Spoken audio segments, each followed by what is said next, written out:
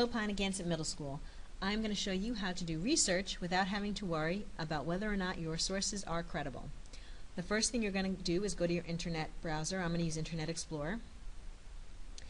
And for your search engine, you're going to put in ricat.net, R-I-C-A-T.net.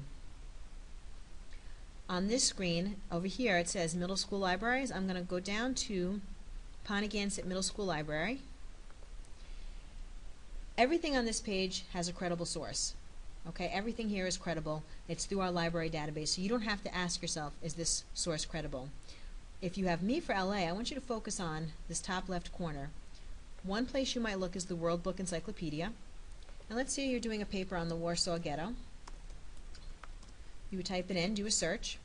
It tells you here how many are encyclopedia articles, pictures, and back in time articles. I'm going to focus on these encyclopedia articles and click on the Warsaw Ghetto.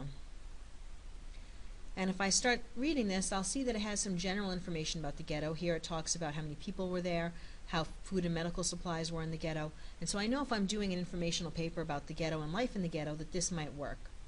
If I know I might use this article, the first thing I want to do is scroll down and actually cite my source. And the reason I say do it first is because people forget to do it and then you can't find the article later.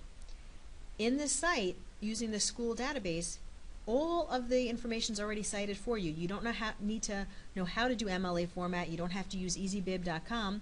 Right here it says this is MLA format. You copy and paste this into Word. Your bibliography has begun.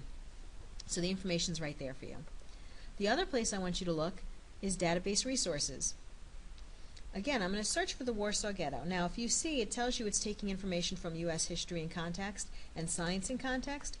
Now, we probably won't have anything there, but for U.S. history, even though Warsaw is in Poland, it might have some good articles, so we're going to click on it.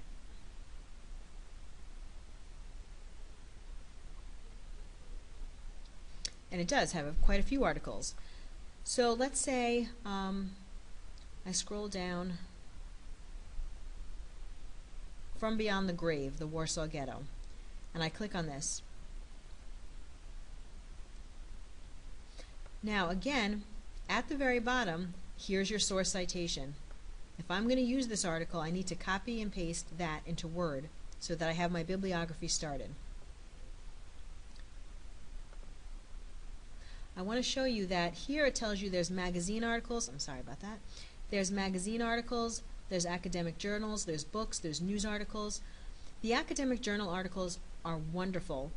Some of them are written on a college level, so I just warn you that some of them might be very dense, they might be long, they might have vocabulary that's a little bit tricky. Certainly they're worth looking at, but I just want you to be aware that some of them are on a college level, some of them are more on a high school level or even a middle school level. But just be aware of that. What I was looking at was magazine articles. Good luck with your research, and I will check in with you guys soon.